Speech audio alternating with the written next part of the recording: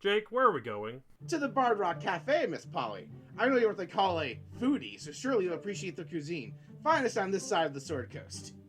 I heard people talking, and I'm pretty sure that place is a smoldering crater.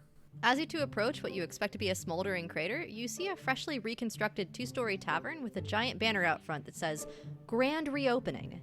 You also feel an uncomfortably familiar sensation as you approach, the same one you each feel before wild magic surges within you from your curse. Okay, maybe not a smoldering crater, but something doesn't feel right here. Of course something's off. My old friend Brock Song isn't here at the moment. Someone else will have to read the ads for their sponsors. Spirit, if you will. Shameless self-promotion activated. Bard Rock Network and all of its content is brought to you by Dragon Master Games, a local game store where you can find collectibles and TTRPG essentials.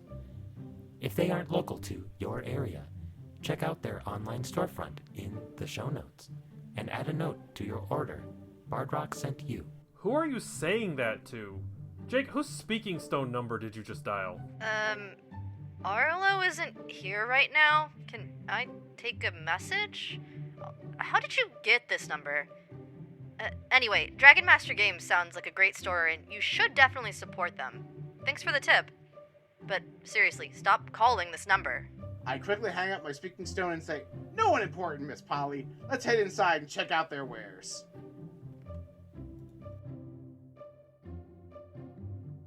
Miss Polly, I found some treasure. This just looks like a bunch of t-shirts, mugs, tote bags, pins, and stickers to me. It's all the finest swag. Jake, we've been over this. All treasure is swag, but not all swag is treasure. You don't have to steal this Bard Rock Network merch. You can just pick it up at affordable prices from their merch store. Just go to tpublic.com/user/BardRockCafe and you can get all that and more. You have a point, Miss Polly. We won't be making off with this swag. Besides, buying it helps support the network and keep them making quality content. Exactly. Tell you what, you can have a t-shirt on me. Alright then, Miss Polly. What shirt size are you? That's not what I mean. Never mind. Let's just start the show.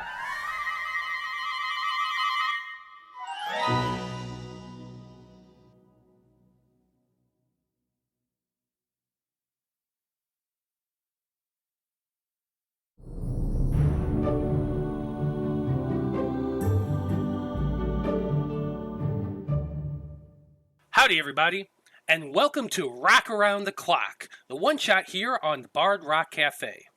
I am Matthew R. Dawson, your friendly neighborhood host and dungeon master for this one-shot, and joining me around my virtual table today are Marty, Paul, Alyssa, Christina, and Sarah. Say hi, everyone. Hi, everyone. Hi, everyone. Now, our story begins in an indeterminate amount of time after Brock Song, the owner of Bard Rock Cafe, and his friends had bested the archdemon Moloch in a wager over who would win in a tournament match between Armbar and Doubletail and a pair of chain devils under Moloch's employ. Not only was Moloch forced to hand over the rights to the cleric, in quote, Epi's soul, but also swear not to exact revenge on the crew of the Bard Rock Cafe. But that's not all. Moloch also had to draw from Brock's deck of many things that he had procured from the Tablet of Fate located underneath his bar. The result of that fateful draw was the Ruin card, effectively decimated what remained of Moloch's empire in the Nine Hells. Now, after this humiliating loss, Moloch was cast from the plane of fire by the Fire Prince to lick his wounds and stew in his own juices. He was barely an archdemon by this point, with nary a kingdom nor an asset to lean upon. But still an archdemon he is, never let that be forgotten. And an archdemon is rarely without a plan for long. Now what comes next is wibbly-wobbly and timey-wimey. Sirik can decide when this happens in relation to the main story. I'm just the narrator, after all. Anyway, some time passes, as all things must, and lo and behold, Moloch comes up with a plan. Fate had been a thorn in his side for way too long. It was time for him, for Moloch the archdemon, to change his fate and come out on top once and for all. Out into the multiverse, Moloch roamed, ranging far and wide, in search of a way to defy fate and regain his power. He forged deep into the distant reaches of the ether, traveling to realms so far away that few had ever traversed. In a far and distant isolated sphere known as Loropa, Moloch found what he needed to reverse his fate. Through the means of a relic known as a dream root, Moloch acquired this and used this to come up with a way that he could finally change his fate. Using this artifact, Moloch believed that he could harness its power over time and space to finally achieve his goal and change the fate that existence had dealt him. Now, on another plane of reality, the Goddess Istus had become aware of the archdemon's machinations, and it is understating it to say that she has concerns. If Moloch is able to complete his plan, this single action would unravel the skein of fate and destroy the very fabric of the tapestry of reality. From her domain within the web of fate, which looks out onto the web of time itself, the goddess creates a small pocket dimension within her domain, and she summons forth a group of heroes out of time and space to stand as bulwark against this horrible threat to reality and all the variations within. The first hero she summons is Baragon. Baragon, as you step out of the portal into the most lavish and opulent garden you can ever imagine, please describe yourself and tell us a little bit about you. Okay, so Baragon Doubletail, as you may know if you've listened to this podcast at all, is a Leonin fighter. At this point, he is probably pushing 50 years old. He's wearing a breastplate underneath a jacket, and doesn't seem to be carrying any weapons at the moment. Interesting. Now, next we have Reese. Please describe yourself and tell us a little about you. Well, you see someone who's got the hood of their cloak up, even though you're not outdoors. But from what you can tell, they've got dark, probably black hair, and you really can't tell much more about them other than they seem pretty light on their feet. Okay. Following that, we have Evian. Please describe yourself and tell us a little about you. You see a figure in fine clothes, fine, nearly frilly, but not quite. Very comfy, floaty pants floating against a cloak as Evian turns around. Her hair dramatically flaps in the wind. Eyes starting to bulge blue, but the hair seems to be graying. She seems older than one would expect. She's just kind of confused. She has a drink in her hand and a random sock in the other. After this, we have Vaya. Please describe yourself and tell us a little about you. So, not even from necessarily a magical portal, but more of a moment in time, there's a cloud of feathers that sort of appear, and standing, once the feathers clear, is this snowy owlin. The edges of her wings sort of dark as night, splattered with almost like clock-timed patterns on the spots along her wings. And she's appearing holding this staff of swirling, glowing energy, her eyes intense with an intelligence that doesn't necessarily convey in the wisdom you'd expect of an owl. And last but not least, we have PEMDAS. please describe yourself and tell us a little about you. All right. In a tornado of ethereal equations and numbers, you see this little robotic man, an autognome, appear in a patchwork tuxedo with a top hat and a monocle and a cane. And anyone who might recognize him from our previous adventures would say, wasn't PEMDAS a tiefling before? Yes, he was. At some point between the Valentine's special 2 years ago and now, he had transferred his consciousness into an autognome. And he looks very perplexed as he looks around and says, "This isn't Waterdeep." No, it's not. Well, with the final summons now complete, the swirling magic settled down all around you, and you find yourself standing inside this beautiful, lavish garden filled with plants, bushes, hundreds of flowers in bloom. Each of you are able to recognize flowers native to your homelands, a comforting sight in an otherwise strange and mystifying circumstance. As you all look around you, you can each take in the strange surroundings, the people standing around you. Some of you recognize each other in a weird sort of way, but then you notice that there's one more entity that occupies the opposite end of this clearing. Now, how can one describe a being who is both one deity and three at the same time? For as you all look upon the sixth individual, each of you cannot help but register the fact that at one moment she appears to be a young maiden with cold and unfeeling eyes. Yet in another moment she switches and is in the guise of a haughty and mature-looking woman of noble bearing. And yet again, you glance once more, and she seems that of a wizened and ancient crone, leaning heavily upon a staff. The only constant within each of these guises is that the woman carries a golden spindle hovering in one of her outstretched hands. As you all regard her, she acknowledges you as well, and she says, "Welcome, heroes. Welcome to the web of destiny. For it is the very pattern of reality that each of you stand above. You have been summoned to stand as champions of fate and protect your reality from a grave and perilous threat.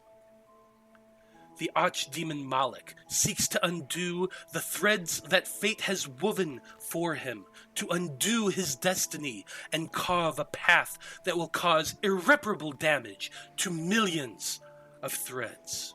This guy again? Indeed. Ugh. I just got rid of this guy. You've had a run-in with him before. Weren't you all watching the tournament on the sphere? That's Baragon Doubletail. He beat Moloch's demons in the tournament. PEMDAS, big fan. I hold out my mechanical hand. Oh, of course. I shake your hand. I'd almost grip your entire fist in my fist. Yes, because I'm a full-size category smaller than you. My whole arm is engulfed in your hand. Nice to meet you. I think I read about the tournament, but I didn't watch it. I was kind of busy during that time, so... But I'm pretty sure we didn't win. Fascinating. Evian goes and kind of looks a bit more closely at Baragon and is fine. I do a little flex, and I'm like, that's me. Interplanar champion, adored by men and gods. You stayed in shape this time. Excellent job. I don't know what you're talking about. He was in a shape before. Round is a shape. I shoot PEMDAS just a really quick death glare. No, but nice abs, though. I don't know where you got the abs, but they're looking great. Tink, tink. It's a gift from a friend. So you said that you've faced Moloch before. Is there anything that you know we should be aware of going into what we've been summoned for? Well, I didn't really get to interact with him as much as his little lackeys, for lack of a better word. But he was an asshole. Ah. Seems to have some spellcasting ability. Any weaknesses? You know, I mean, he's a devil, so I imagine some holy stuff would be prudent. Also, his pride. I saw in the sphere he made a really stupid bet with the Bard Rock Cafe, and that's probably why he's trying to change his fate. It's also true, not the sharpest knife in the crayon box. Are there often knives in crayon boxes where you're from? I just look off into the middle distance. I just look over. I look over at Vaya, and I'm just like, "Is he trying to smolder?" I don't know, honestly. Like, maybe. My God, is that Baragon's second signature move? The people's wink and the people's smolder. He invented blue steel. The people's wink and the people's 1,000-yard stare. Well, as you all stand there and kind of chat a little bit about that, the realization that Moloch is once again at his little tricks and games probably is unsettling for a few of you. But still, it is absolutely a threat. And the goddess looks to each of you and she says, as you are all aware the seriousness of this, I must ask you, will you save your reality from the horrors that Moloch will unleash? Will you accept this quest, and in doing so earn the favor of the Goddess Istus? I mean, yeah. Should we all do like a group huddle and discuss this as a group? Are we going to make a group decision, or are we all signing on individually? I'm just happy to jump in. I don't have a fondness for demons. I kind of like reality the way it was. I just got this new body. I don't want to be in reality where I didn't get this new body. Yeah, I suppose it's time to clean up a bit of a mess that we made. Although there are multiple timelines, I suppose, that everyone exists within and of, I did quite like the one I'm from, so if defeating a devil is the only way to do that, then I suppose I have no choice but to agree. I'm always down for a little roughhousing. I like this one. Very well, brave heroes. I shall grant each of you my boon, my blessing of fate.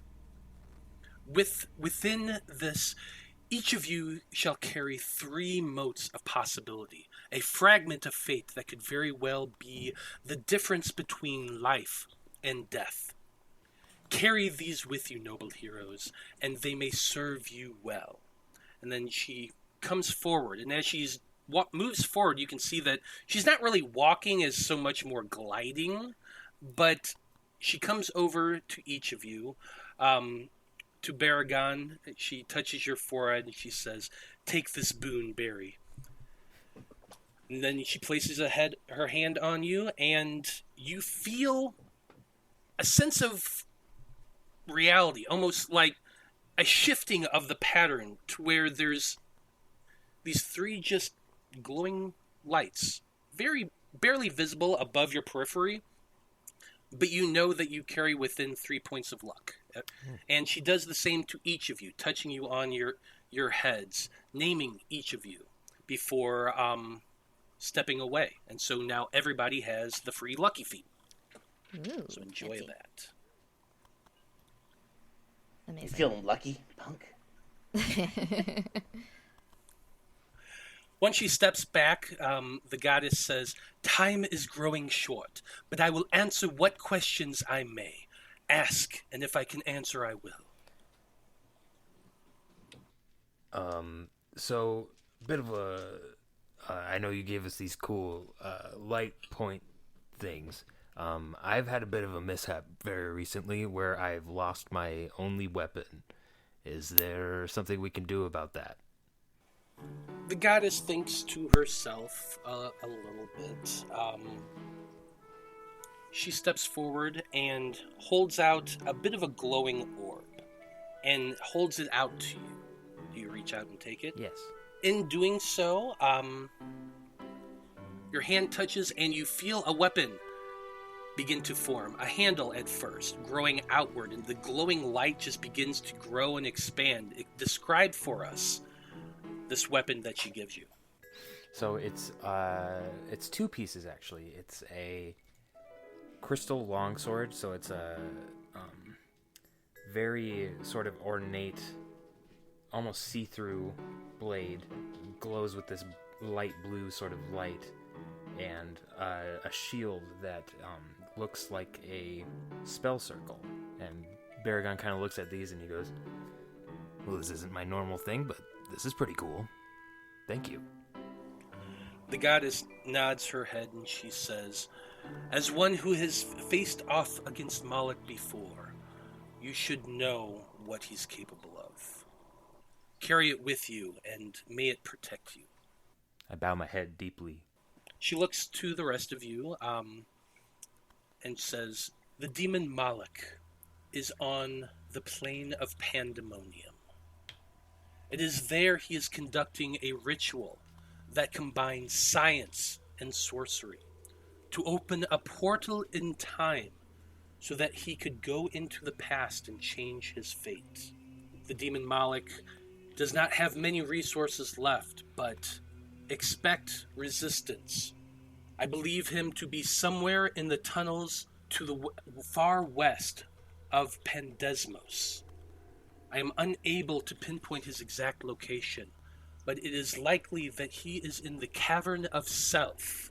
Go there now, brave adventurers. Find Moloch and stop him." As she looks to each of you, her hands glow once again. Energy begins to form, and she spreads her hands outward. And as she does so, this swirling ball of energy, blue and indigo, begins to glow and pull open wider, wider, wider, until what you got for yourself is your standard Rick and Morty portal, rippling in the space in front of you. The goddess says, "May the favor of Istus carry you through. Go now and stop the archdemon before it is too late." And then the goddess steps back and watches as each of you, I assume, step through the portal. Unless you have any questions you wish to ask her before you step through. Oh, joy. We're going to Sponge Land. This is going to be fun. Baragon looks super exasperated when Istus says the word pandemonium.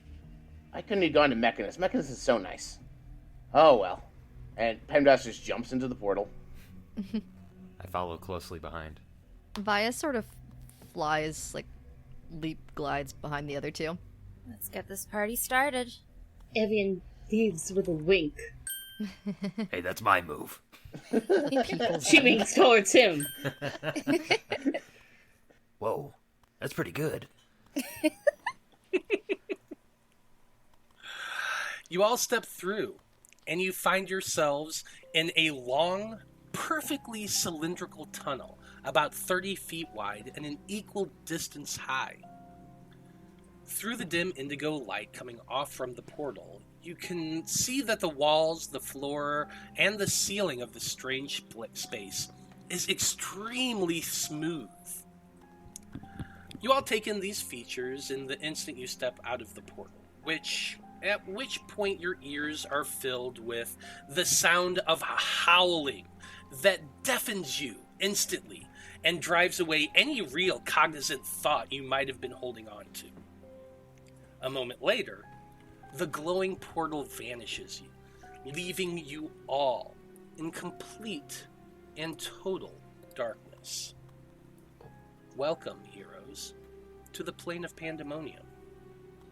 So I guess the first question is, who here's got dark vision? Me. Ooh. I do. I think I do. Pretty sure I do. 99% certain I do. But I do character not. just closed Let me double itself. check. So for those of you who do have dark vision, the scenery changes. Dark vision, you get grayscales, and it goes out to about 60 feet, and you're able to see this long cylindrical tunnel that goes in either direction, east and west of you. But that's about it. For Evian, I believe, said she doesn't have dark vision. You got nothing but pitch blackness and a sound that absolutely terrifies. It's intense. it's a howling, hollow sound and a rushing sound all hitting you all at once. It's like 1,000 gale force tornadoes all hitting you at the same time. The wind immediately deafens you, and unless you have some natural way to stop it, it also seems to rip away any and all sound that comes out from you. You might even whimper a little bit, but even that voice is pulled away. The wind pulls hard at your clothes and strips away any item that's not secured up on your person. Like if you have a little lint or something on your coat, boom, gone. Even standing close by each other, like those of you with dark vision, you can see. Evian, nothing. And so you can't help but wonder how terrifying that might be in that moment. But, everyone, what would you like to do? I flip a little switch over my ears, and the vents over my ears close to muffle the wind. I think Vaya, seeing that Evian is a little bit potentially concerned about this situation, and looking around, not being able to see, flaps a little closer and like rests a feather in Evian's hands before they realize it flies away, and then just like sort of rests a hand on her shoulder. I know you can't hear me, but it's okay. Well, something in the darkness just touched your shoulder, your hand, Evian. If she said that softly, you probably didn't even hear it. I think Vaya was trying to shout just in case because of the... Or not like shout, but loud enough, idea. Be loud enough. Yeah, probably a good idea. You're able to hear that then, Evian, so you know your friend is there, but it's hard to hear. Even yelling as she was, it's damn near drowned out by the winds. Are we all experiencing this wind? Oh yeah, everybody is. Every single one of you is. The moment the portal was gone, boom, you just felt that wind. It's gale force and hitting and pushing all of you. And I don't know if anybody here is kind of very, very, very light, but if you weigh less than 10 pounds, you would just be gone too. Jeez. Yeah, I think because of the bird bones that Vaya landed on the ground too is no longer actively flying, just got tired of fighting the wind. I'm a robot. I'm fine. I'm made of metal. Yeah, nothing to worry about here either. Evian kind of turns towards where that motion came from. Kind of point there.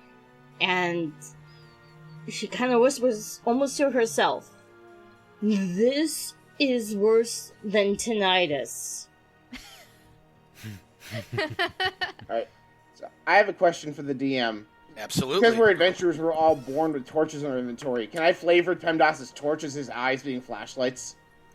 Yeah, if you want to. So, I don't see why not. So I flick a little switch and there's light for Evian to see. Okay, so these two lights just go bing, bright, we'll say about 20 feet of vision of light that'll give you. So in the darkness, now suddenly you're glowing, which is great because, Evian, now you can see, and you can see all your friends, and you can see the wind whipping at all of their clothes, their cloaks billowing and all that. The wind's actually pushing towards the north, to the west, because the tunnel's west and east. So it's pushing to the west. All the cloaks are flying in that direction, just whipping about wildly. It sucks here. But also you gotta wonder, those of you who, let's say anyone with an intelligence rating over 14 would kind of just think to yourself, it's dark in here. And that's a bright, bright light. When PEMDAS's eyes light up, as they're kind of sweeping around, when the light hits Riss's face, her eyes, you're gonna notice almost kind of do that reflecting thing that animal eyes do. Fuck. Jesus. Barragan's eyes probably do the same thing. God. That is true. Every cat that's ever had a light shown in their general direction, Barragan's eyes are just beacons. Just like a lion version of the Iron Giant, just terrifying. I think Vaya is probably also, like, similarly mimicking Riss's, like, response of disdain towards the bright light being shined, like, directly at their pupils. Just, Yeah. why? I had no Why? irises and now I have no pupils. Great, I thanks. should make the motion to PEMDAS, like, turn around. Yeah, once I get my bearings, I pointed down the end of the tunnel that we were looking at and not at anybody. Alright, so the question is, do we go against the wind or with the wind? What? Do we go with the wind or against it? What? I use my message stone to repeat what's being said using magic. That actually goes through, no problem. You're able to use the message spell to communicate, and if you like spend a few minutes playing around and troubleshooting, you'll come to realize that as long as you're standing within 10 feet of each other and yell really, really loud, you can hear each other. The wind doesn't drown out all communication, but beyond that 10 foot of radius around you, even if you scream as loud as you can, the wind drowns you out, which can be problematic if you really think about it. But which direction would you like to go? And where would you like to go? And what would you like to do?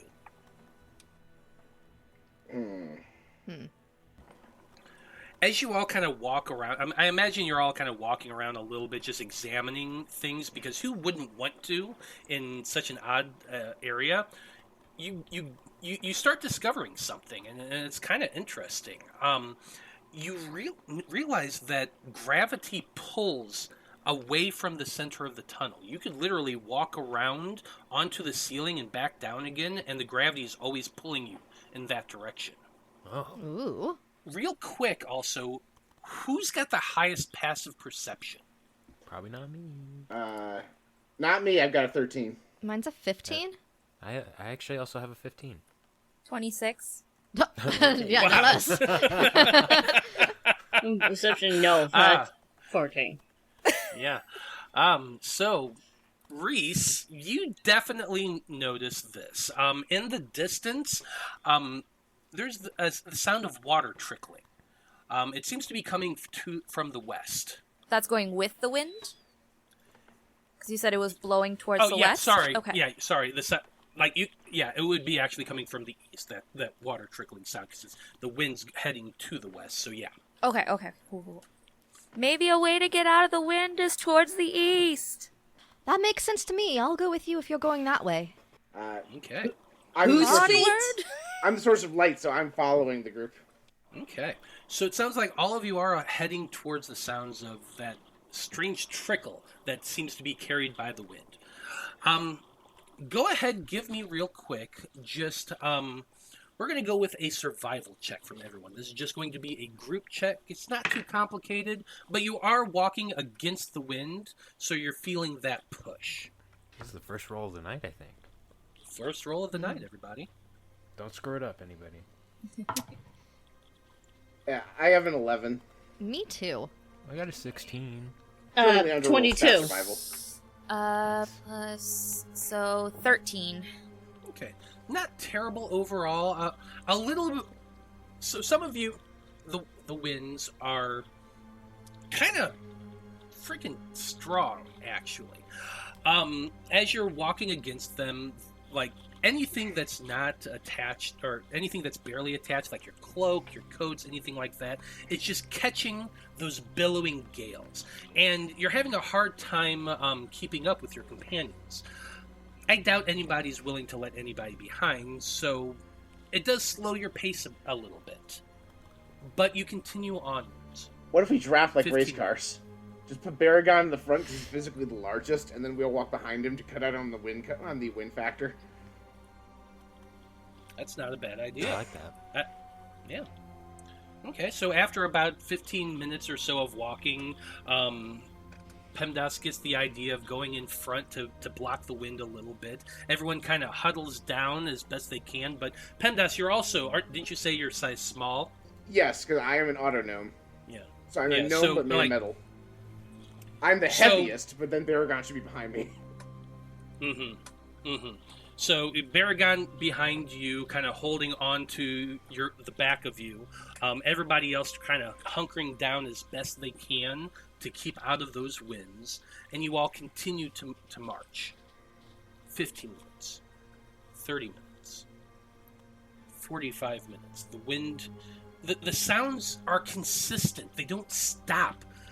And it's really just starting to get to everybody, because it's just that constant onness, that whooshing, that almost unhollow moaning sound.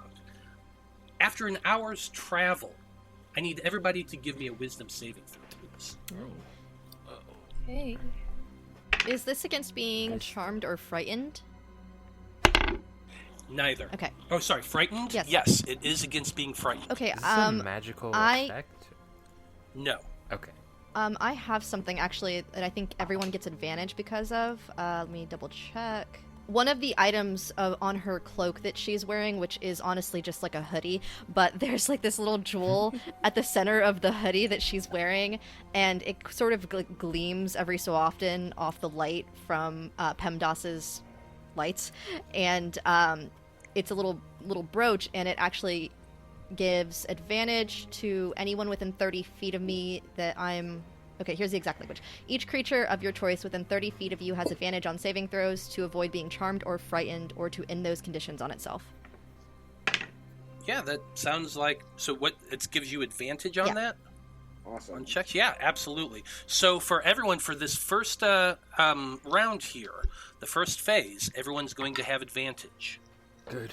So right, wisdom saving throw at advantage. With advantage, PEMDAS has a dirty 20. Success. I don't think I had anything to wisdom save. Evian has 14. I have a Failure. 24. Yeah. Success. Riss has 25.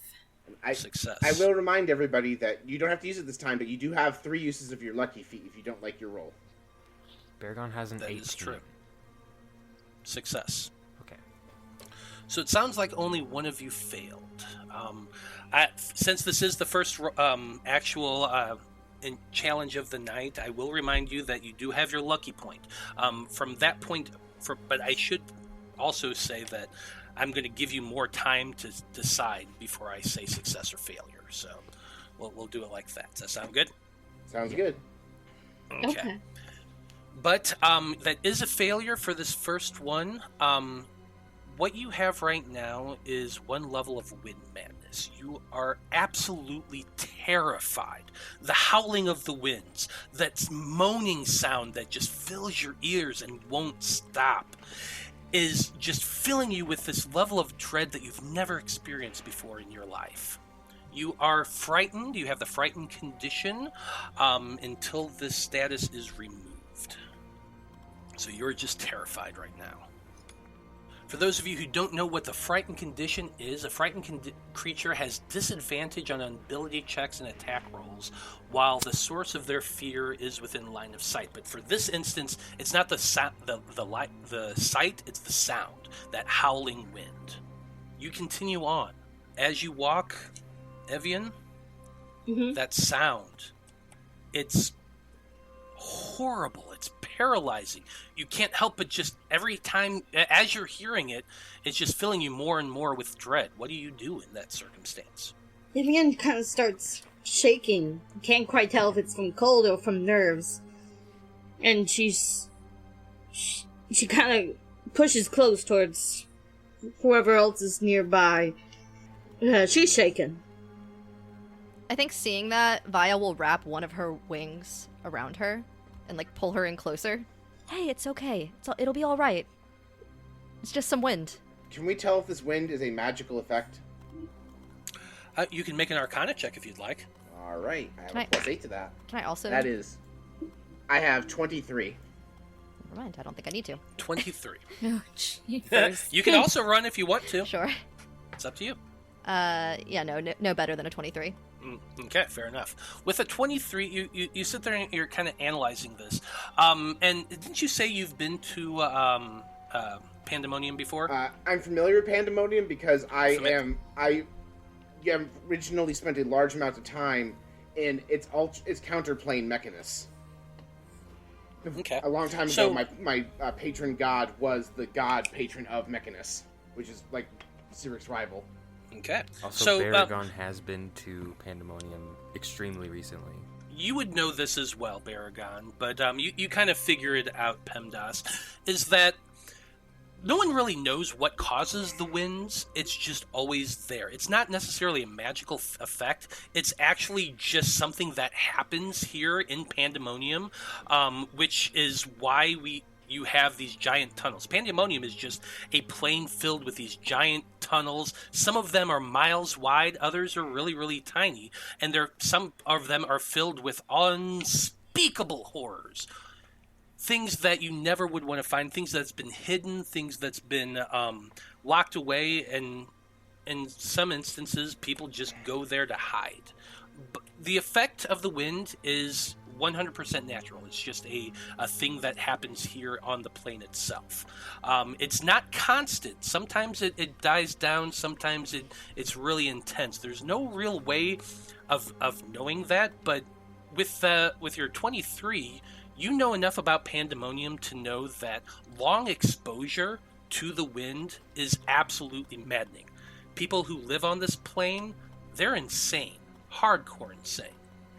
And the longer you're in the winds, the more that madness grows. It could last a short time. It could last a long time.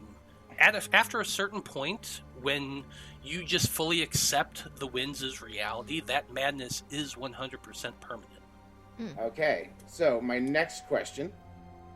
I'm reading the description of one of my spells, Wall of Force. It says it can be free-floating. Can I cast a Wall of Force that moves with us? I would say that if you were to create it as a hemispherical dome or a sphere, and have it free floating to go along with you, you'd probably be able to walk along with it, kind of like a hamster ball. Perfect. I would like to cast Wall of Force and do that. Okay, you can absolutely do that. You cast Wall of Force, and this bubble appears around you, like I said, like a hamster ball. You can still breathe, fortunately, which Pandemonium does have an atmosphere very similar to Faerun, and that's just around you. And for that first moment, Evian, Yep. the winds are gone. Oh, and you hear silence for the first time in an hour. Gosh. I can hear people. Yeah, well, this only lasts for 10 minutes, so we should probably move quickly. Yeah, let's pick it up, though. So, it sounds like everybody's going to try to hurry and run for those 10 minutes that you have this Wall of Force? Yes. Yeah. Yeah. Are we still heading towards that dripping water that I had heard? You tell me. Are you heading in the same direction? I mean, you haven't described any forks in the road, so I'm assuming. There has not been. I was just asking, are you continuing in that direction? Sorry. Oh, yeah. Yes. Yeah, okay. You all take the dash action and just start running, hamster balling through this tunnel. It's probably a comical sight. It's almost like a pinball going through a tube heading out to the open plain. And you continue running fast as you can. About 5 minutes of running, because you're actually very close, you get to what is literally a river floating in the middle of this tunnel.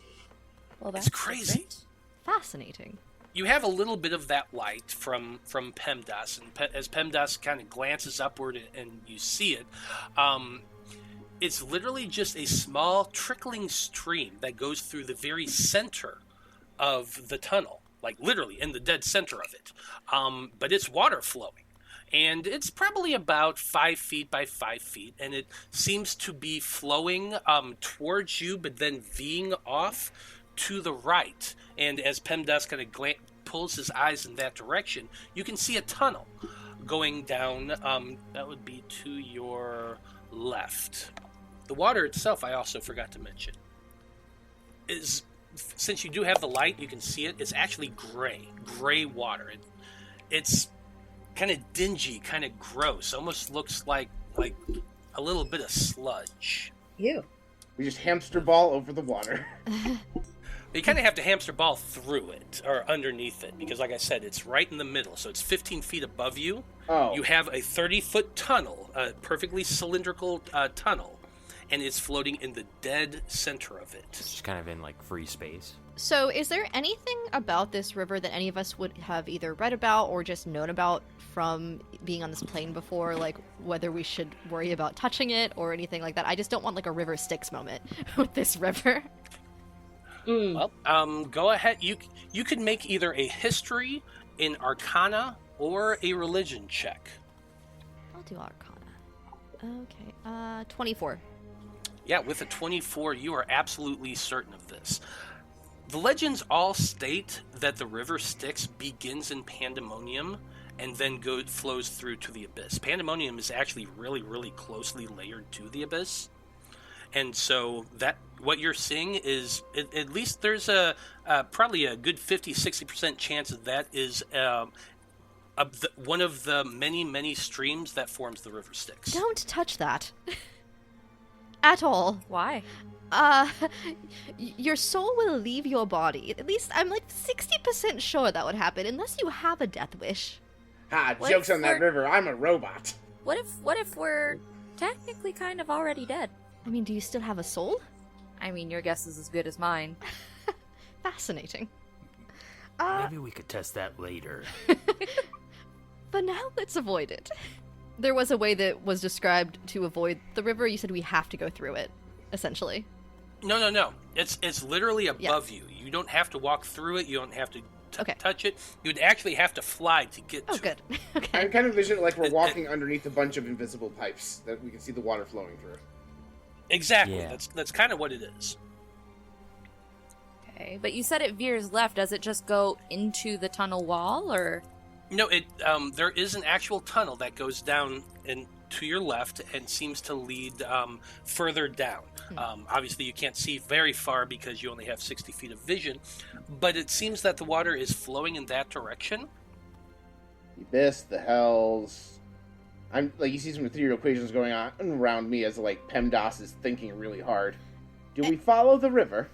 And wait, this is the sorry, this is the eastern direction we've been walking in.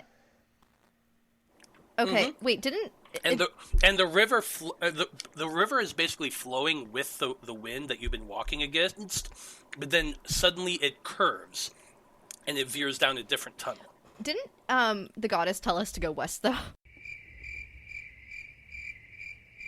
That's the only thing I'm just remembering. Did she? Huh, weird. I think that you guys see Vaya's feathers sort of ruffle as she's like thinking through everything, has just been observing everything, and she's like, oh, wait a second. I think we've been going in the wrong direction. Weren't we supposed to go west? Which is behind us.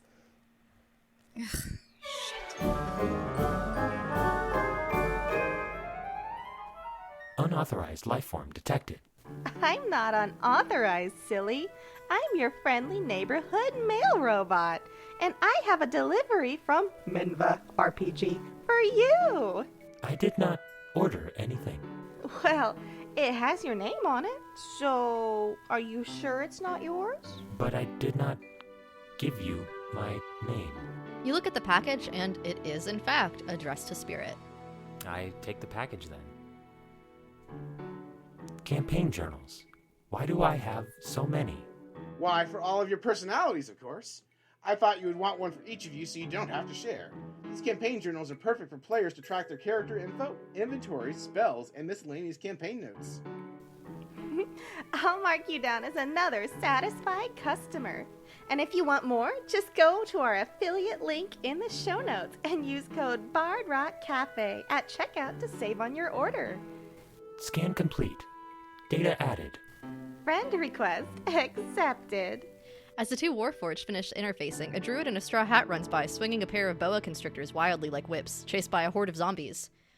Tarnation, I don't think I can baptize them all. A little help? Murder protocols activated. Lethal force authorized. I'm just gonna move these journals inside and let you two do what you do best. Bye.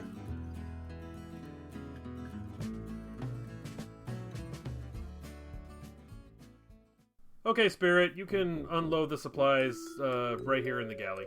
Acknowledged. Cargo unloaded. Scan complete. Unknown substance detected. That's nothing to worry about. That's just our stock of tea and coffee from Many Worlds Tavern. I wanted to stock up while we were at port. You can't get good tea and coffee just anywhere. Correction. You can get tea and coffee delivered from Many Worlds Tavern to many locations if you order through their website. And if you use the affiliate link in the show notes, a portion of your order supports the show. Oh, that's right. And you can even save some money on your order by using the code BardRockCafe at checkout. I'll keep that in mind. Thanks. You're welcome. I believe the captain said something about finding treasure while we are in port. Should we go find him? Yeah, sure. Who knows what trouble he'll get into by himself.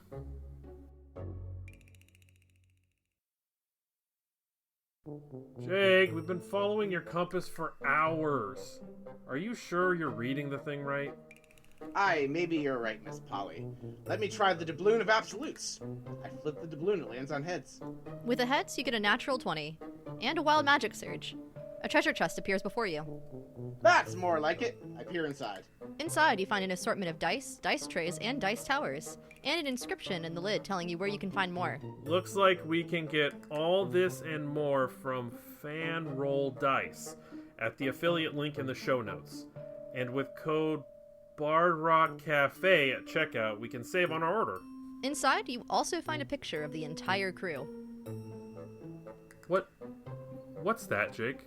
Don't you know, Miss Polly? The real treasure's the friends we made along the way.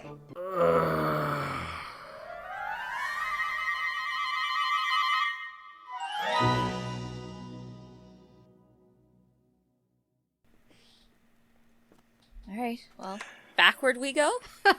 Yep, and probably about this point, that's when the wall of force disappears. Darn. Okay, can I use my disguise kit? Because I'm sure I have, like, different bits of fluff to make, like, you know, facial hair and stuff like that. Can I use it to, like, plug our ears? Can I take some, like, some modeling wax and some fluff, some, like, cotton fluff, and just, like, create earplugs? So that the wind isn't so deafening? You can always try. That's the great thing about D&D. Great. How do I try, Matt? How shall you have me try? Just say that that's what you want to do. Okay. Let's see. You have a disguise kit. Mm-hmm. That sounds like either intelligence or wisdom to me. Okay. Because you're using your mind to kind of figure out how to do a disguise. Or in this instance, you're trying to think of, okay, how much wax and fluff do I have to mix together to make an earplug that'll plug up my ear? Plus wisdom, plus proficiency, 28. Yeah, with a 28, so it's kind of complicated because you have to get down behind PEMDAS so he can block the wind. I imagine that, Evian, you're kind of trying to do the same to just get out of the wind, because the moment that wind hit you, you're immediately just terrified once again. Your pal Reese gets down there, gets that wax, some modeling clay, some other goop that's in there. Some of it goes flying down the tunnel, just carried away by the wind naturally. You eventually make enough for pretty much everybody, and you stuff it into your ears. And yes, the wind is muffled a little bit. What did you roll again? A 20 what? 28. 28, yeah. You definitely have enough, and you're able to figure out enough to drown out your ears completely, so you can't hear, and everyone does the same. And even PEMDAS, you do have ear holes, and I guess, I don't know, like microphones or something on the sides. I don't know what sure. But you take that and kind of cram it in there as well if you want to. It's up to you if you want to use this. Yeah, I'm gonna go with flavoring it as I have like a little dial. I turn down the resonance of my mic to pick up less sound. Okay, yeah, I dig it. And you keep plugging up your ears, and in that instance, you can't hear anything. You can still feel the wind, but you can't hear anything, including, those around you. All right. I used my message stone to communicate to everybody because I think they can return the message, right? Yeah, I think so. Yes. Yeah, I I'm pretty basically sure can run comms for everybody using message. Awesome. Okay. So it gets weird and complicated because PEMDAS has to message one person, they respond, say he goes to the next person, respond. It's taking time, but you are able to communicate in a very, ramshackle kind of way. This is the second character I played that basically just runs comms for people using magic communication. Look, message is a great cantrip. Yeah, messages, and then my Kalishtar character I play in the main podcast has telepathy. We once had an entire conversation telepathy to avoid Cirque listening to us. Every so often, you guys just get a message that's basically like a whoo sound of Via being like off in thought. Oh yeah, I'm repeating all the random Foley we're all making just because I want to make us feel like it's not quiet. Like someone's just sitting there humming to me psychically, and I'm like, yeah, sure, I'll project your humming. Oh, hopefully no one has any songs stuck in their head. Can you imagine? Okay. So good news is you're not hearing the wind anymore. Bad news is Evian still terrified of it and kind of jumping at shadows a little bit. Are you going to continue to follow the source of this water? Are you going to follow the tunnel? Or are you? I think we said we'd go back? west again because one of us remembered being told to go west. That is true. That is true. You all now remember that the goddess did say that when she first walked in, or that when she first sent you. We're off. champions of fate, not navigation. No, not at all. This is true. This is true. Sorry that my cat's meowing in the background. Where's a ranger when you need him? Right. But unfortunately, you're feeling a little silly, but you turn around and start making your way back west. The wind is still pushing against you, but fortunately, you're not hearing that howl, which helps out a lot. PEMDAS communicates as much as he can. Like I said, it's a little weird, but you continue to make your way west for an hour. Back to, you're guessing about where the point was that you had started. And you continue onward. 15 minutes, 20, an hour, 2 hours. You're starting to get frustrated a little bit. The communication going back and forth, it's helpful when it can, and the light from PEMDAS definitely helps things as well. Does this tunnel really just go in a straight line? It does. It continues at a straight line for quite a ways. This has got to be... Okay, I'm going to check the walls. Are they solid? Like, is there... I don't know, maybe there's a trap door. This is ridiculous. Go ahead and make a investigation or perception, your choice. Oh gosh, okay. Not so... Well, okay, what, plus 16 by perception, it would be 23. You walk over to the walls and you touch them, and they're perfectly smooth. Like wind, erosion. It continues to sandblast these walls, sometimes making them a little bit bigger, and you can feel it. It's like smooth as glass. It's obviously stone. It's kind of dark, almost onyxy, but without the sheen, if that makes sense. You feel it, and it's like feeling glass, just curved glass. It's a tunnel. It's huge. Can you sit there and look for hidden passages, secret tunnels, that sort of thing? Certainly. But for how long? And you sit there and wonder that for a little bit. Do you continue forward? Do you stop and investigate large-scale places? Or do you have something else you want to do? I would like to say that after the first hour walking that direction, PEMDAS actually pulls out, he has a piton and a hammer that he's got for things, and just every, 10 minutes or so, he puts a mark in the wall to make sure we're not, somehow cycling back. Oh, yeah. You can chop at the wall. It does break away, and you can carve a little bit into it. It's stone.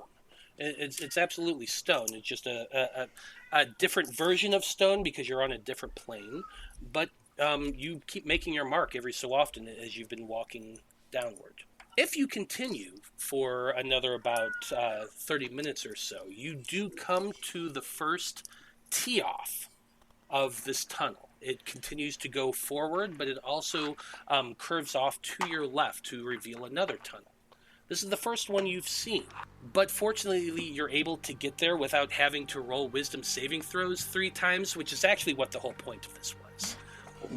But you do eventually get to a point where you can see a veer off, that it keeps going forward, and it also veers off to the left, which I'm going to show you on this map. Ooh.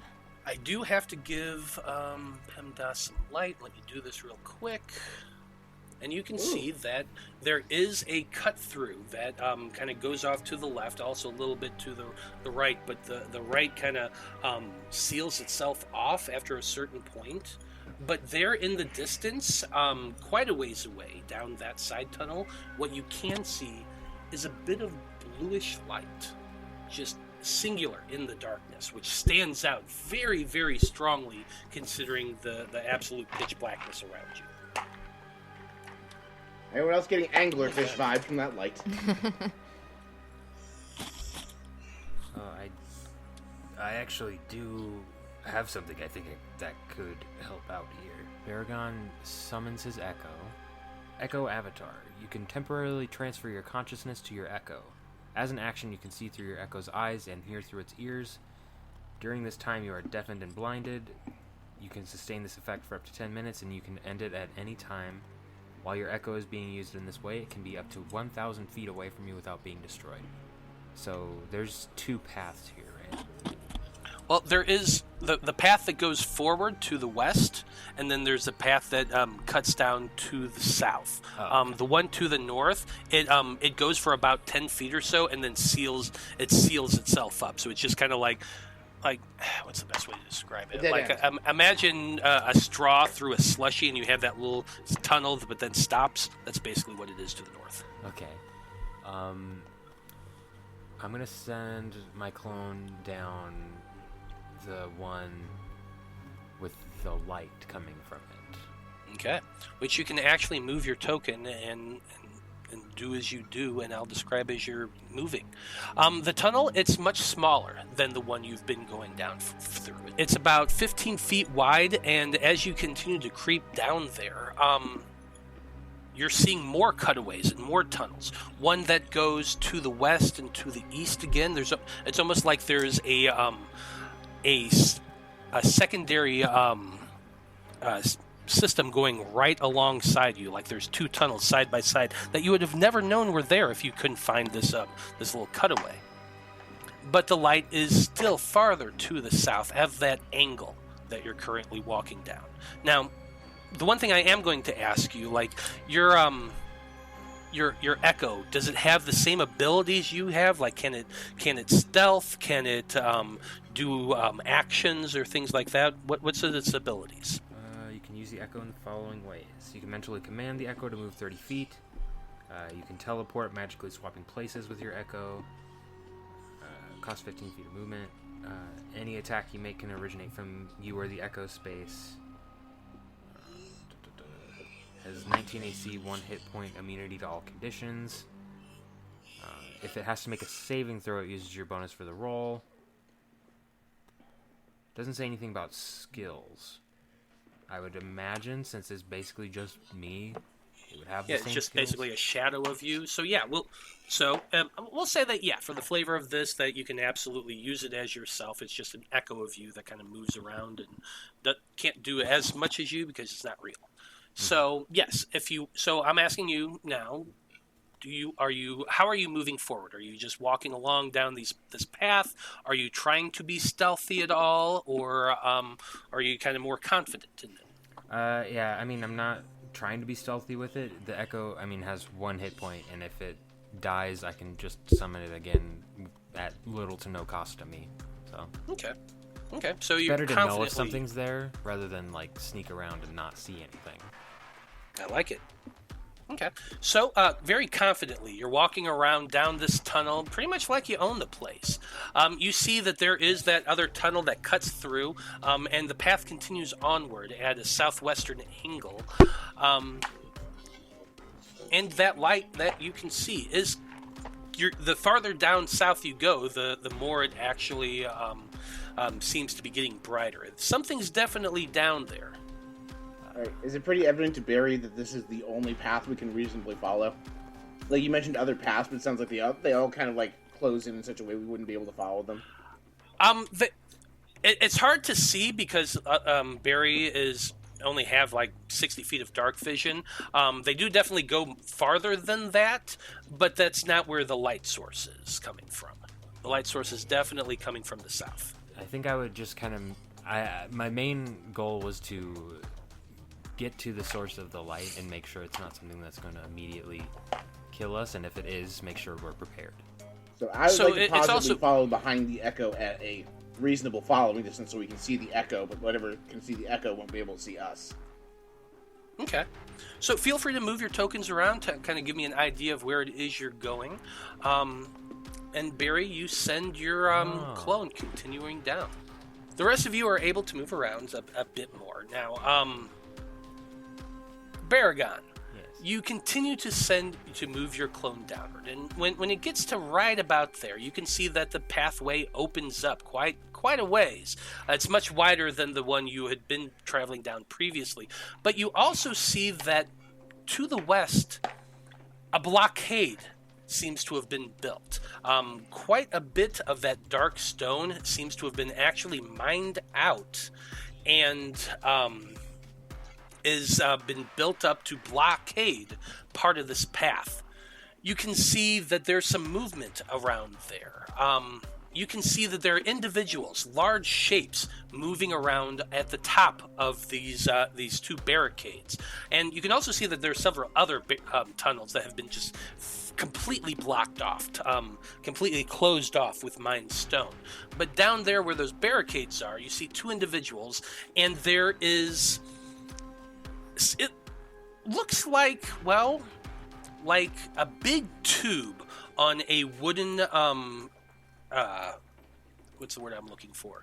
On a black metal frame, actually. It's a long cylindrical tube on a black metal frame that has large wooden wheels to either side of it. And at the very front of it, there is a large glowing blue crystal attached to the end. As you step forward and you see this, at the same time, you hear a voice yell out, "Oi there! Who are you? Look over there! There's somebody there!" And they spot you and they see you. You're cloned, at least. Mm-hmm. What do you do in that circumstance? I dismiss my echo, so it just is gone. It's gone. And a few moments later... Well, actually, you wouldn't be able to hear this. Never mind. So, it's just gone. Poof. But I would say, Reese, you have that super, super high passive perception, right? Mm-hmm. You would have felt a faint vibration, just very, very faint in your feet. Everyone's gonna want to get ready, I think. Yeah, some people down below didn't seem friendly, so be ready. I forgot to have you make a perception check, so go ahead and do that with that clone before it poofed away. Okay. See if you could have seen anything more. Is this offset drill-shaped, just out of curiosity? I mean, it's all the tunnels are perfectly round. Okay. Okay, you said perception? Yeah, perception check. That's a nat one. Oh. Okay, yeah. You did not see anything more about what... It's just a couple of shapes, and somebody yelled at you. Did Baragon see, like, enough of the people looking at him to be able to, like, oh, they're demons. Oh, they're tieflings. Oh, they're humans. That's why I gave him the perception check. But with a nat checking. 1... Yeah. With a nat 1, no, you could see that there are shapes. They're medium... sized and kind of moving around, but that light in front of it made it really hard to get any good distinct features off of them. Are we doing wild magic surges for this? We did not give Scruffy the wild magic table, so that would not be feasible. Okay. Yeah. Even though Barry does canonically have wild magic. I have the copy of it if you guys wanted to use it for this, but... If you want to send it to me, I'll use it. Oh, that makes it so much more fun. Alright, so for the audience at home, I'm sure most of you are familiar with Bard Rock Cafe's wild magic rules. When a player rolls a natural 1, they roll 2 D100s, and the DM gives them the worst result on their wild magic table. When they roll a natural 20, they roll 2 D100s and get the better result. When they cast a spell, the DM will roll a die behind the screen, and then it's not clear to me because Kenny does this differently than I do. If they decide if the die roll generates a wild magic surge based on them casting a spell. Okay, yes. Time to roll wild magic. Oh, close numbers. I got a 36 and a 33. Who? Okay, 36. What was the other one? 36 and what? 33? Okay. Okay. So, you look, so with your clone, you look over there, trying to see what it is that yelled out to you. Couldn't get a good perception of them whatsoever, and you dismiss the clone. It disappears, and as that's happening, well, I don't know. Do I tell you or do I wait till it happens? That's DM discretion. Kenny used to wait till it happens, but we decided it was funnier for the audience. The audience knows. Okay, you know what? That's fair. So I think we'll just let the audience know. For the next minute, all attacks against Baragon critically strike on a natural 18 or higher, and you have a bullseye on your back. So anybody who's standing behind Baragon, you're just suddenly this bright red bullseye appears on his back and is just glowing there. That's okay, because thanks to my adamantine breastplate, I am immune to critical hits. Wow. Well played. Well played indeed. Okay. Well, you disappear the clone. PEMDAS contacts you via message to ask you what you saw.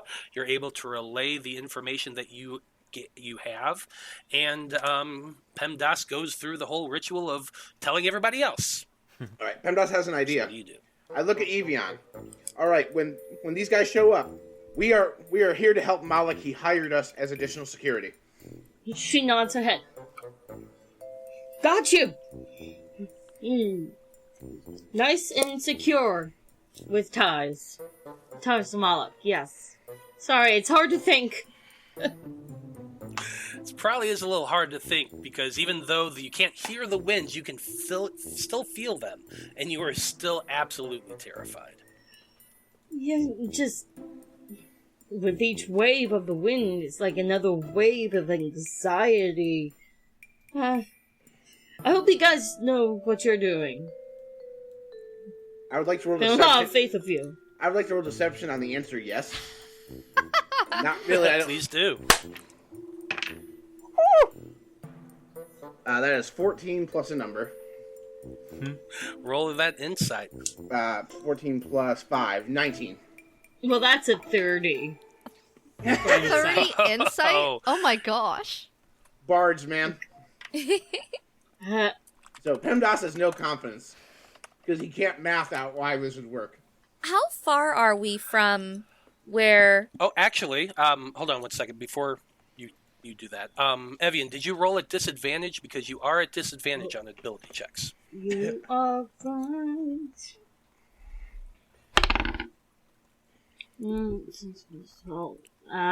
That goes down to 18. So you do believe PEMDAS is feeling confident. But, Reese, what were you about to say? Oh, just how far are we from where we were told there were figures? About 150 feet away. I mean, I'd have to get closer, but I could maybe be able to tell if we're dealing with, like, undead things. I don't know if that'll be helpful, but... Alright, as a cleric, do you have guidance? Because I would like to suggest you give Sarah guidance, and Sarah lie us past this checkpoint. We can always fireball them. That's always an option. I like her. Oh, we're just gonna fireball it? Sounds... You're sure about that? Okay. Wait. If they are devils or demons, they might resist or be immune to fire. That is true. That's true. We have other spells that are also dangerous. Sure. So you've said a few different ideas. Try to deceive your way past the devils. Try to just blow them up and go hog wild. What's the plan? Maybe get a little bit closer so we can get a better idea of what we're potentially dealing with, but do it, carefully and quietly. Yeah, I feel that. Yeah, I'll quietly resummon my echo, and we will march onward, but carefully this time. Okay, sounds like everyone's trying to move a little stealthily towards the site. So go ahead and give me stealth checks, everybody. Don't forget, Evian, you are at disadvantage. Evian. I'm going to use one of my, as a Soccer Soul Sorceress, I can cancel disadvantage. Evian can roll at neutral. Nice, like it. Oh, redemption for that perception check. I got a nat 20. Is that an ability you can do any time, or is it something that you can only do so often? I can only do it so often. I'm trying to find where that feature is in my D&D Beyond. I think I get, number for my proficiency bonus and my charisma modifier. Where are you, little guy? Restore balance. There you go. I get 5 uses. That was my first one. 5. And it's a reaction, Nice. technically, when we're in initiative. I like it. It's the entire reason I so picked this class for this one shot. Nice. What are our stealth checks? I have a 21. I've redeemed myself on my perception check, and I got a nat 20 stealth for 23. Dirty 20. 17. I got 30. Amazing. Nice. I rolled this. Well, okay, I have Boots of Unkind, so I rolled at advantage. And I rolled a 16, and I have plus 14 to stealth. You love to see Nice. it. Rogues. This Wow, is very insane! Very nice. Holy cow! And for the audience at home, anything 30 or above is considered to be superhuman level. Okay, but also, for anyone who's unfamiliar, I play with Matt on Monday in a different game, and my character in that has a negative modifier to dexterity, so this is a huge change. This is great. It's pretty nice. So all of you hunkering down, being as stealthy as you possibly can, make your way forward down towards that light that you can all now see. Pretty damn stealthy, and you're in the dark. I imagine maybe PEMDAS even turns down his eyes a little bit. Yeah, I turn off the high beams and turn them into low beams. Yeah. So, I mean, there's still light and it's still pitch black. But you turn them down a little bit and you're all making your way forward. As your group does so, I imagine, Baragon, your clone is a little bit more ahead of everybody else. You can see that there are the boundaries, the two big stone monuments that put up to block this passageway that goes further west. You can see now that there are those figures moving about up there. They're all looking down in that direction. PEMDAS, you probably have your eyes covered at this point so that your glow isn't getting too far. They saw it for a second. They're looking that way, but they don't seem to see you.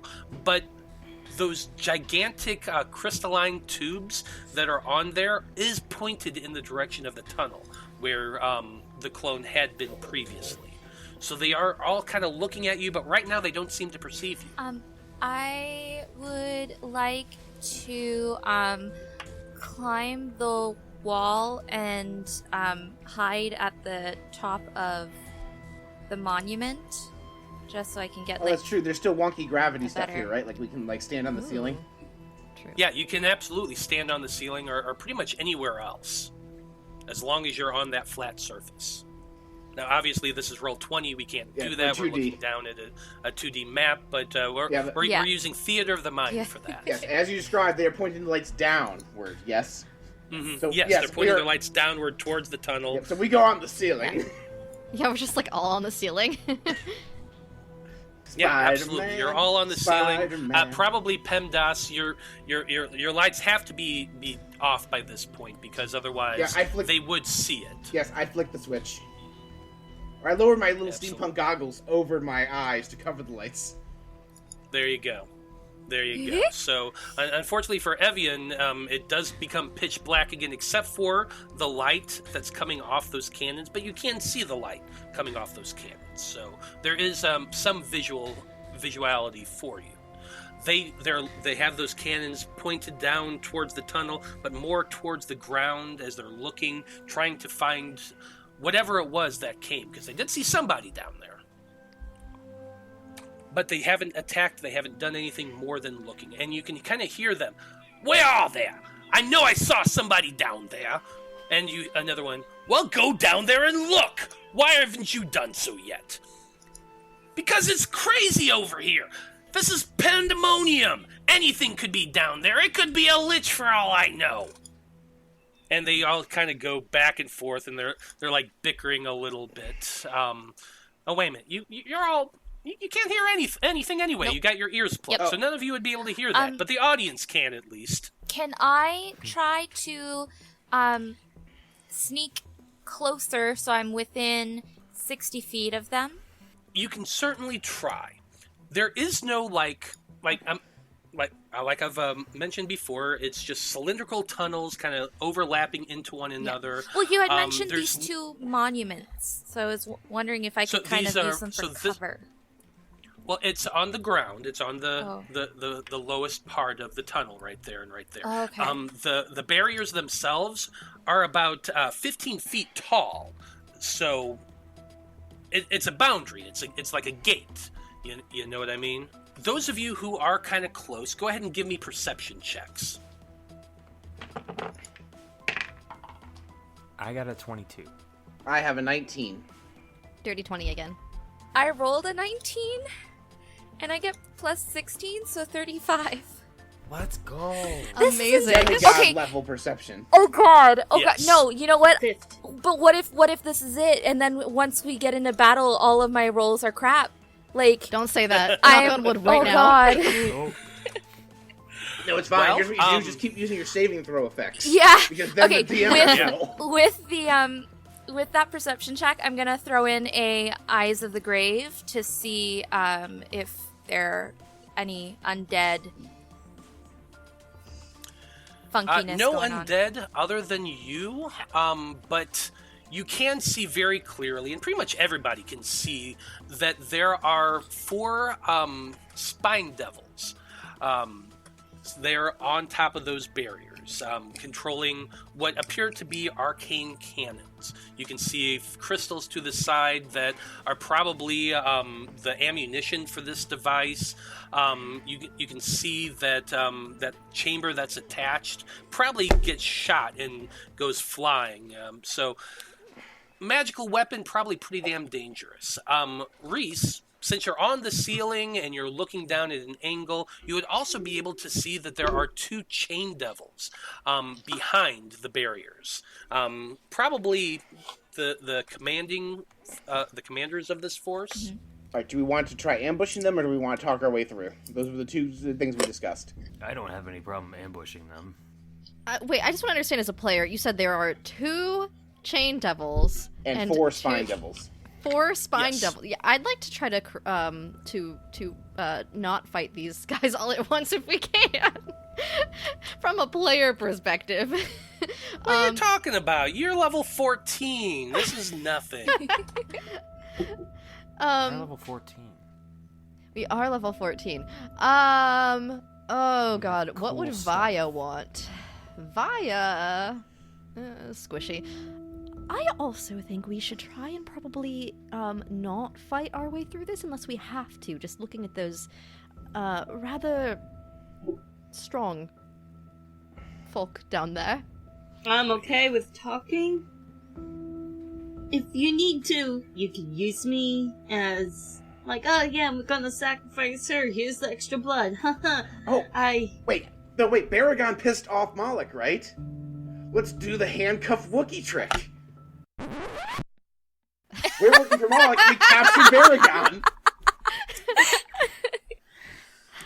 Oh. Baragon just kind of sighs. He is very like a walking carpet. I see the resemblance. Okay, so it sounds like you're going to try to do the Wookiee trick, and hopefully these guys have never seen Star Wars. I am going to position... Yeah, the Echo should be the one in handcuffs. Well, it's going to be obvious that it's an Echo. right? Because it's just like a weird shadow Yeah. creature that kind of looks like me. With Okay, I weird thought it looked eyes. exactly like you. My bad. But what I am going to do is I'm going to let you guys, with your adventures born with 50 Rope. feet of rope, tie me up.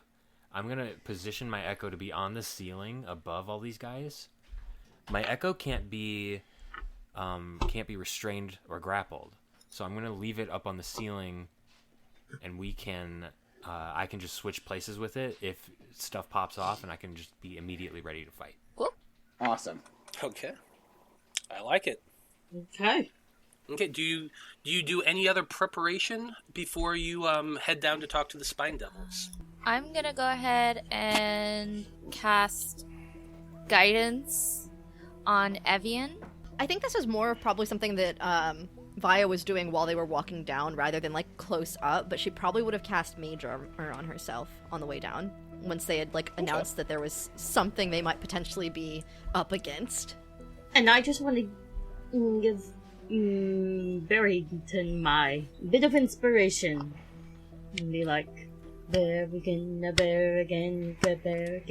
kill them dead. I like it. Baragon, you are inspired. You did have to be like right next to Baragon to inspire him because, like I said, that wind drowns out pretty much everything. But even with the earplugs, you're still inspiring him, just with your action, with your motions, that sort of thing. Is it possible to do that messing?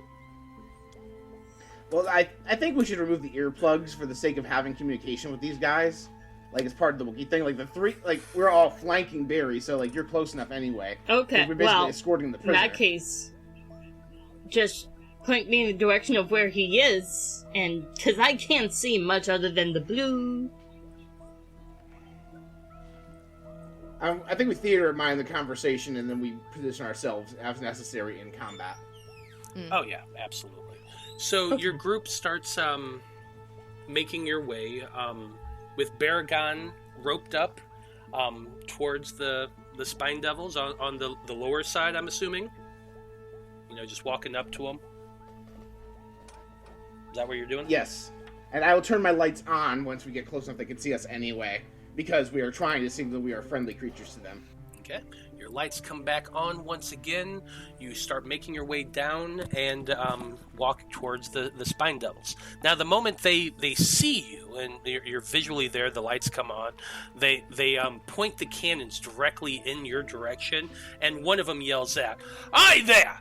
Who are you? What are you doing down here?" Hello there! We brought a special guest! Spine Devil kind of is looking out, and you all push Baragon forward a little bit. Baragon's trying to make like a big show that they're doing a really good job of restraining him, even though he feels like he could probably break out at any time. Yep. Yes, we heard Moloch had beef with this Baragon Doubletail fellow. We captured him. Go ahead and make persuasion checks with advantage, since everyone's kind of working together at this. Well, it's a natural 1, so I need the advantage. PEMDOS has a 22. 22. Is this a Okay. group thing or just... No, it's one person rolling just at advantage because everyone's helping out. Oh, okay. I thought you said just make checks, and I wasn't sure if it was me and Sarah.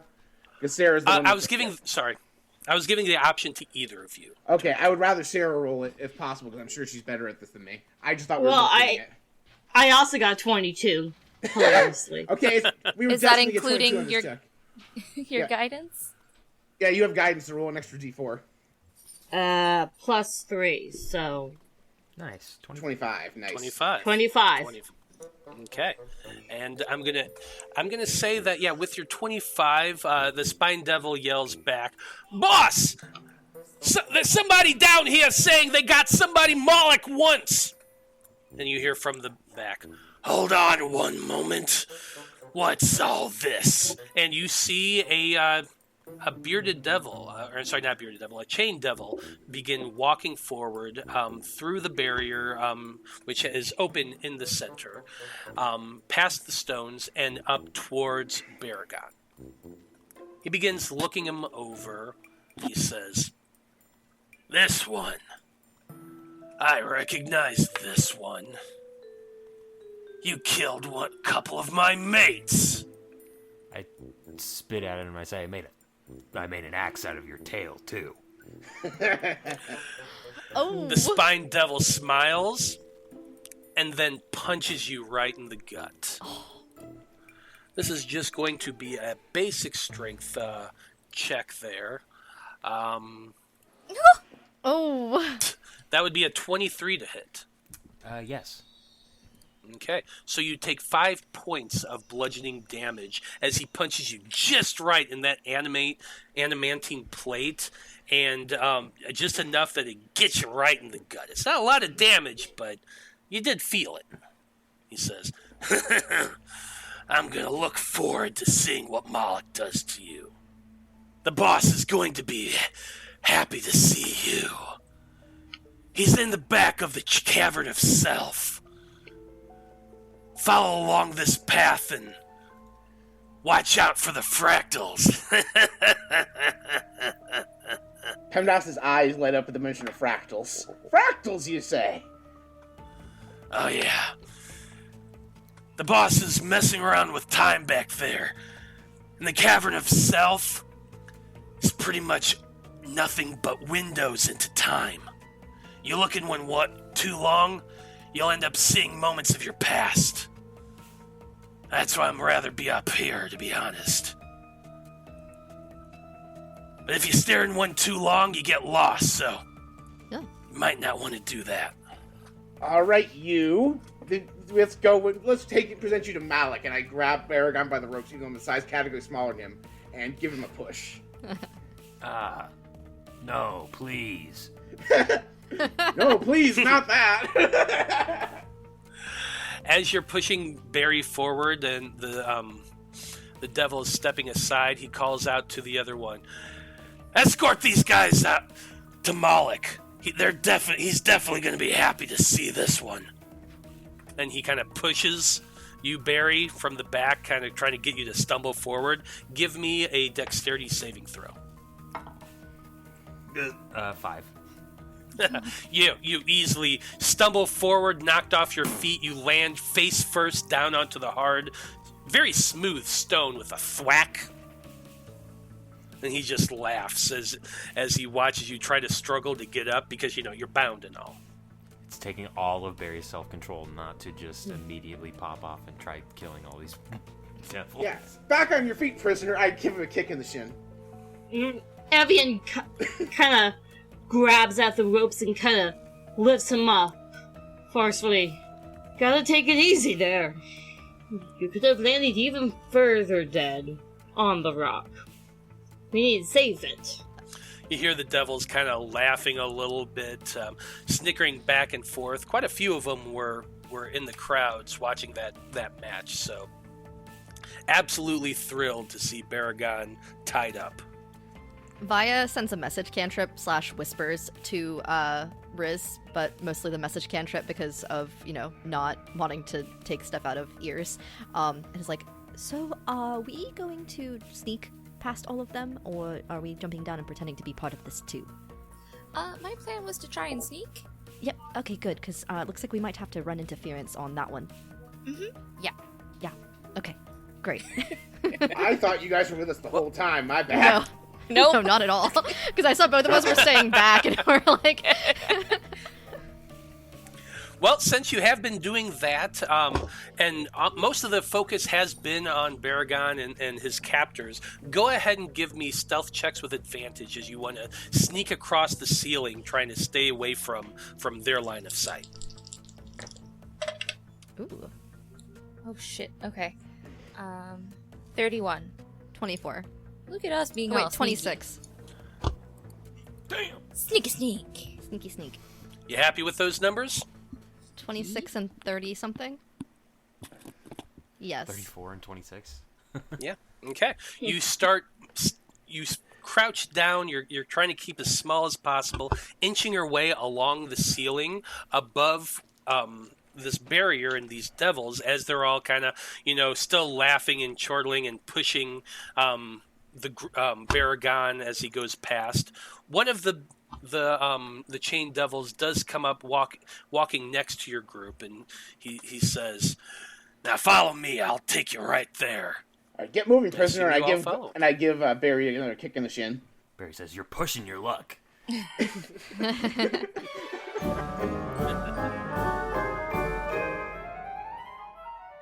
Jake, what are all those strange people doing to the side of the ship? Well, Alexa, we need to let people know about our sponsor, Dragon Master Games. So I had their logo painted on the side of the ship. Do you think a local game store will want people to know they're in league with pirates? Maybe not. There's nothing stopping you from spreading word about all the great products and services Dragon Master Games offers at every port we visit, or how you can order things from their online storefront. But please, do not paint their logo on me. Fair point. Nothing a little prestidigitation can't fix. Anyway, time to embark. Avast, me hearties! It's time we depart from this cursed port. Isn't this your hometown? Yes, and I've surely outstayed me welcome. Hostile lifeforms detected. You see several muscular goons approaching the ship as you raise anchor. Who are those guys? No one to be concerned about. I feel like that means we should explicitly be concerned. Not at all. Those are our wonderful patrons coming to collect their annual swag bags and join us in the community game day. Ahoy, mateys! Come aboard for some of the finest swag in the Astral Sea. Oh, okay then. Where did we get patrons exactly? They subscribe to Bard Rock Network on Patreon or Ko-fi. Supporters gain access to all those rewards and more. Links can be found in the show notes. Looks like we'll be staying another 10 day after all. Miss Polly, refreshments for our guests. Sure, I have nothing better to do than make snacks for everyone. Oh, you're right. I'm so sorry, Miss Polly. I don't want to keep you from your duties. What's your job title again? Ship's cook. Ah, so then you'll be making refreshments for our guests then. Snarky attitude detected. You're damn right. Thank you for all for listening. We hope you enjoyed the show.